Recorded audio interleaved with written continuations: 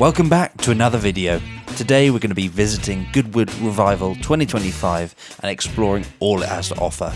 It's an absolutely brilliant weekend filled with all things 50s and 60s. The racing's incredible and the amount of effort people put in is huge. I hope you enjoy.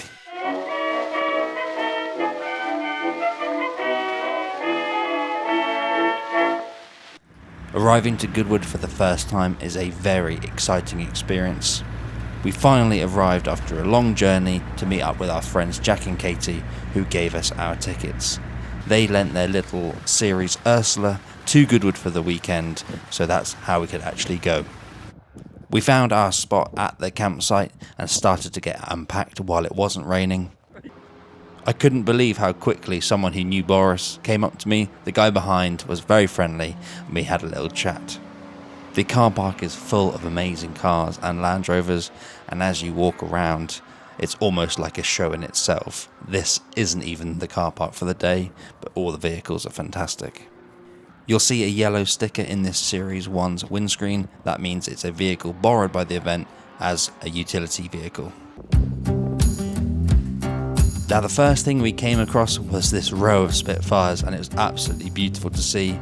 The people we were around already dressed up and looking fantastic.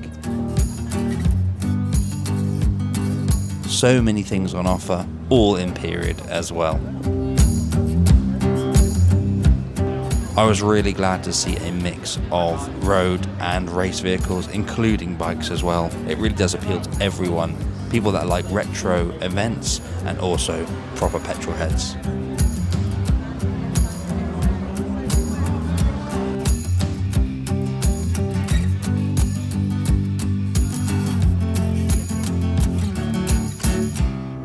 I'm a big fan of Ace Classics. They have a shop in London and make some amazing retro triumphs.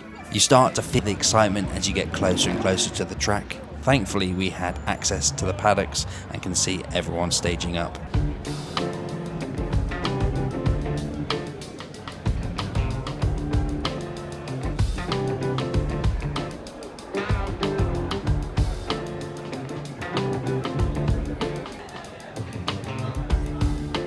This was a small exhibition and motor showroom, looked to be taken over by BMW and Land Rover.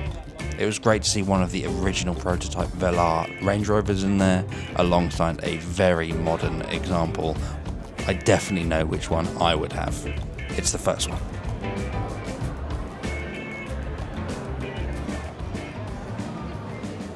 Although I didn't love the gloss black, it was very cool to see an Octa in person. I would love to try these out. They look very powerful, expensive, but definitely worth it. One of my favourite new Defenders. Lots of attention for this one, and next to it was a V8 Works Defender. It's interesting for a brand that dropped the Defender so long ago to be holding onto it so strongly. It shows you that people are still interested in it, and I wonder if Tata actually regret it. A very early pre-production Series 1 there, looking absolutely fantastic.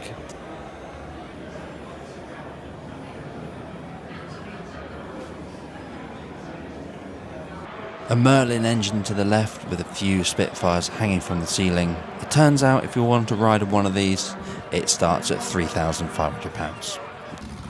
Thankfully our ticket came with access to this area, and it was fantastic to get up and close with the actual cars that we racing this weekend. One of my highlights was this Aston, and it was cool to see people taking their cars out to the track, bringing them in, tinkering with them, and hopefully having a good race weekend.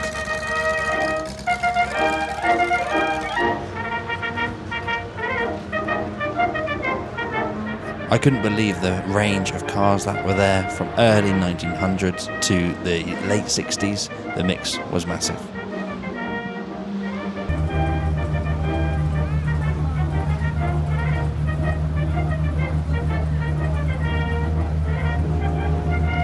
Amy Shaw, a photographer you may recognise, she's been an inspiration for me, and it was cool to see her at the pits as well.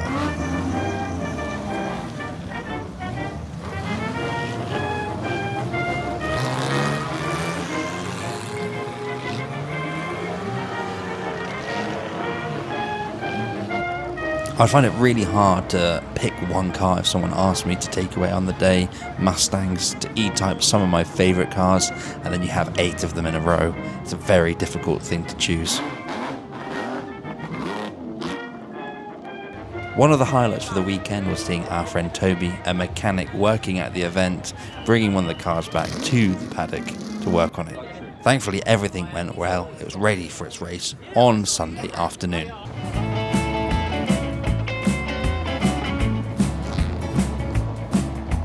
Every now and then, round the course, you'd see Ursula the series doing her bit for the event.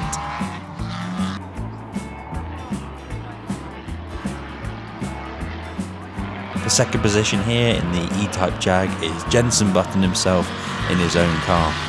A lovely bronze colour there, and I believe he pulled into first and won the race.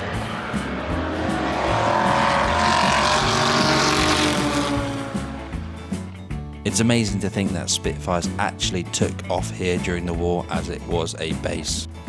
Back at our camp, it was time to make it all nice for the evening, put some lights up and enjoy a bit of a break before we head back out.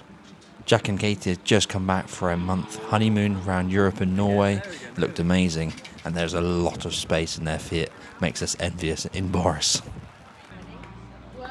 Yay! A lot of wind and rain came through, so I decided to take the poles and guy ropes for the awning. It really gives you a lot of space to use at camp. Over the road and to the fair we went. This is the skid, and we'll see that later. It's a great park with lots of stalls, classic car merchants and shops as well. This is one of the first ever E-Types made, and it looks like you could eat your dinner off it.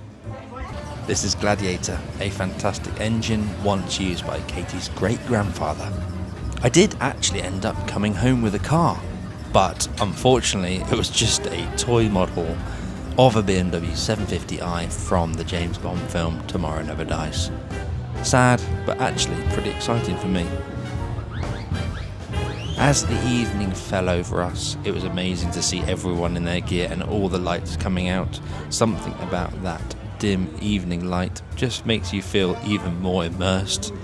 And as everyone started to leave in the day, others kept on drinking, having more and more fun.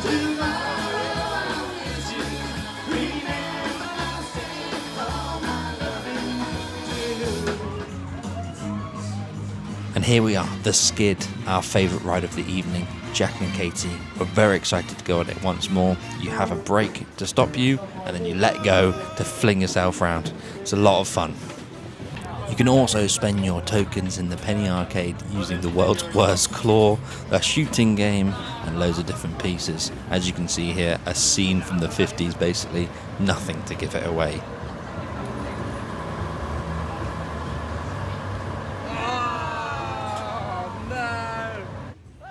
You'd think a Ferris wheel is pretty tame, but actually going backwards very quickly and then going over the top, down where you can't see, it's actually more frightening and fun than you'd think.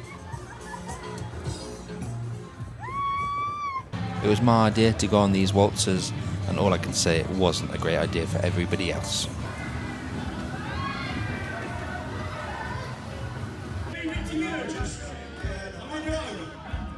It was a fantastic evening. It felt like Britain back in its heyday. Everyone listened to great music in their fantastic gear. It went on, and eventually it was time to head back to the trucks. Even after a night out, I have to end it with a cup of tea, and thankfully that gets you ready for bed. Hunker up and pray for sun the next morning. Unfortunately, it didn't come. Never mind, everyone's in good spirits, dressed up and ready for the day.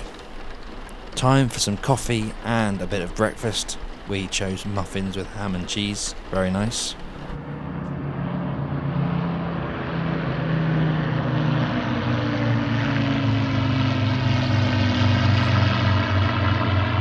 What an incredible sight to see, these Spitfires circling round our heads early morning in the campsite. The sound definitely woke everybody up and set them off for the day. Next up, keeping with the military theme, these Willys Jeeps were next to the main entrance where we spent the morning. Unfortunately, Ursula didn't like the rain. With her V8 petrol engine, she stopped running and they had to come up onto the curb. A mix of luxury Rolls-Royce all the way down to tractors. These series Land Rovers were also being used as utility vehicles and to take people around site. A trip out from site to the local Euro car parts to try and find some spark plugs did end up being successful. Unfortunately, they only gave me 6, even though we talked about it being a V8 engine.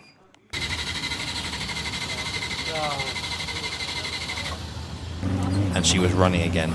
Just a fuel pump, and thankfully our friend Toby lent it to him and she was up and running again. We got back to the camp to get changed, ready for the afternoon, head out in all our gear, and we were ready for the day.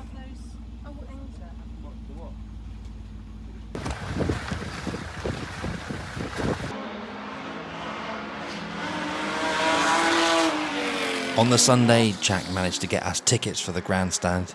It was fantastic to see the racing from such a good view, really close to the finish line.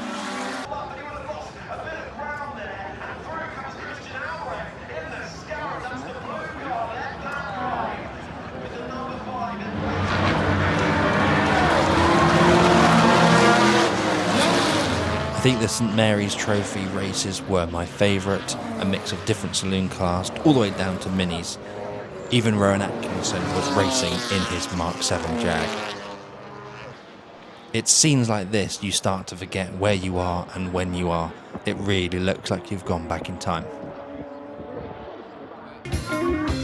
Every time I think to feel this way.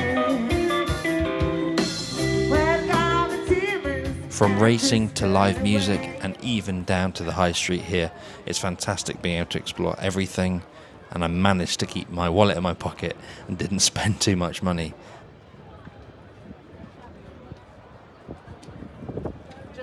Dad's Army made an appearance.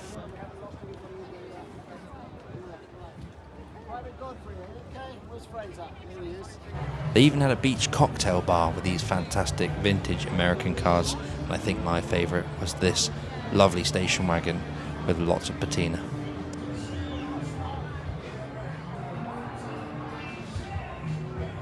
As well as these guys with their police vehicles, they had actors going around arresting hippies, including Jack. And with that, our time at Goodwood was drawing to a close. We decided to leave before the weather warning on the Sunday, as the rain was coming in and it was already difficult enough to leave the campsite. We got back to Boris, and as you can see, it started to look like it had been raining. I hope you enjoyed this video, and I'll see you next time. Cheers.